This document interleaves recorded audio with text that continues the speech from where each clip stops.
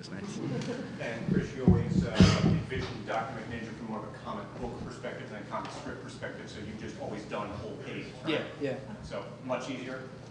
To do a whole page? In the Well, script? to think in terms of book from the very beginning. Oh yeah, yeah. That made things so simple. And that's just always how I've drawn, and it was just always meant to go in a book. And the dog farted. I like you were talking when it happened. I was like, oh, I'm sorry. Go right over here. Like, how many failed stories or characters did you guys go through before you finally settled on what you do now? How many failed stories or characters did they go through before they settled on what they've got now? I think that implies that we were smart enough to get rid of our failed. Go ahead, John. No, you. Okay. Oh, sure. Okay. Well, like I said, in art school, I did a lot of comics. I just went into a closet.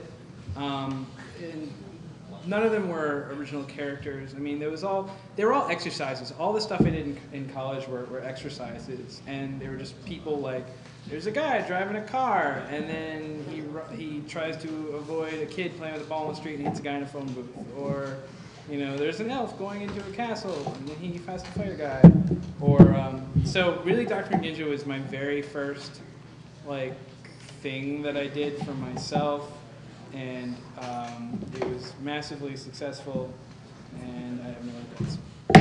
No, I mean, like the very first story, I mean, you can just see it's not drawn as well as I draw now, and I mean, but it's online, so that's all you do, you just keep getting better. But I don't really have any failed properties, I don't think. John? My strip has a large ensemble cast, so basically the characters that are more interesting to write and that work better get used more, and the rest of them just kind of drift off into the background naturally. It's not, I don't even think it's really a conscious process. I think it's just part of the writing. So we're not going to see Howard the Eggplant again anytime soon? I don't want to say. I don't want to ruin it. I had a really crappy comic in high school I did with a buddy of mine, and in college I did some panels for the newspaper. And then I really kind of gave it up and kind of started just working, and I decided to get back into it and started doodling, and I doodled my two characters, and I just started writing for them, and it just evolved to where it is today. It does exactly what I want, so I'm having fun, so I don't think I'll change unless I get to a dead end somewhere. But it's right now, I don't think I will, so.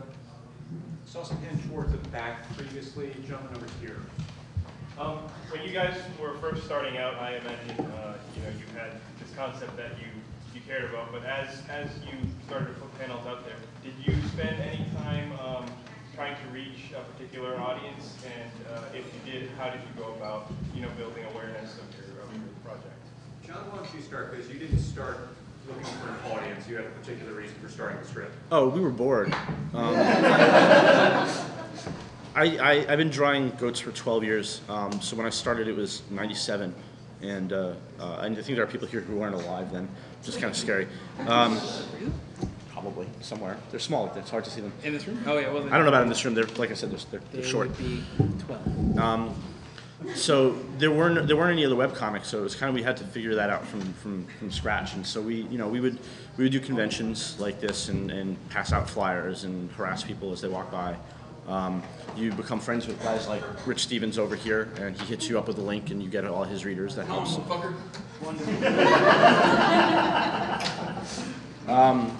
Networking is really a great way. You make friends who are doing the same thing as you, and the community has a way of helping each other out. That's one way to do it. Project Wonderful ads are very effective, I found. I don't know if you guys know what Project Wonderful is. It's an ad service that Ryan North, who's here, started, and you can buy. It's an auction model for advertising, so you can buy ads on sites for $100 or for 30 cents, and any amount in between, however much you're willing to pay. And if you're the person who's willing to pay the most, it runs. And I can throw $100 into Project Wonderful and double my audience for the day. So it's really effective. I don't know. What do you guys do? What was the question? How do you attract readers, I guess? Is that it? Or writing for a specific publicize? Writing for a specific audience.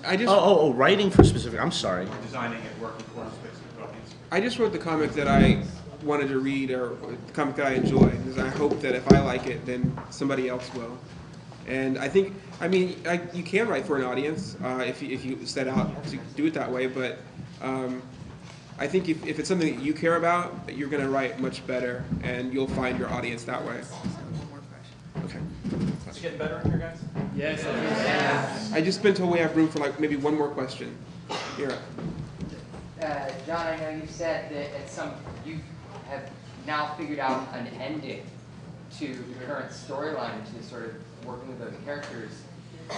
Have any of you, to the others as well, have you thought about sort of where these characters end, and how does that affect how you create them now?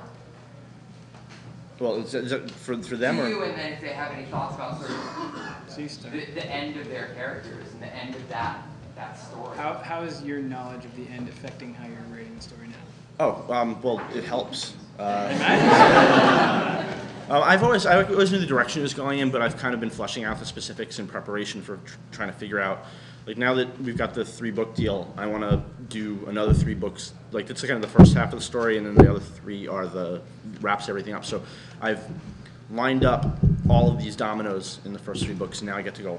And it's just, so I know that a bunch of things have to happen. I know they have to happen in a certain order. I know that the characters need to get to point B from point A, and it makes writing it more fun and more frustrating at the same time, because I'm stuck with these limitations I placed on myself, but I never have to wake up and say what am I going to have the characters do today. I always know what they're going to do. It's just a matter of making them do it in a way that is informative, entertaining, and gets you to the next point to continue the story to get to the end. So I mean, I think it's really a matter of your own personal writing style. If you enjoy, walking on a high wire and not worrying about where it's going, go for it. And that'll mean your comic is fun and carefree and wonderful. But if you're somebody who really loves deep, intricate plots, you have to customize it to your own style.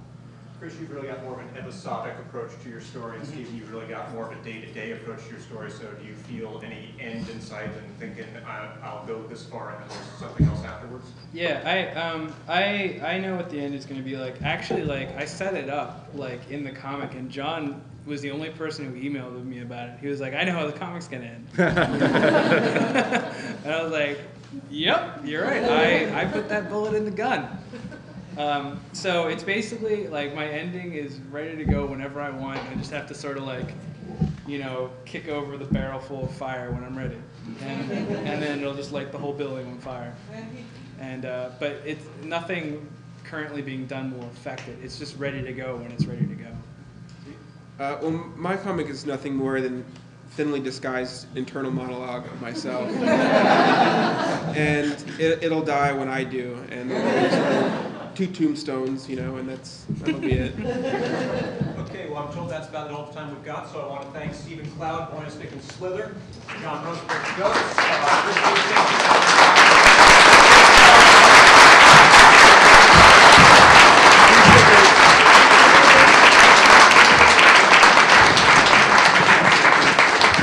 Oh, and I've got a sale on Goat's books. They're only $5 a pop over in the Dumbbell room, so come get them. I need to get rid of them. And give me money.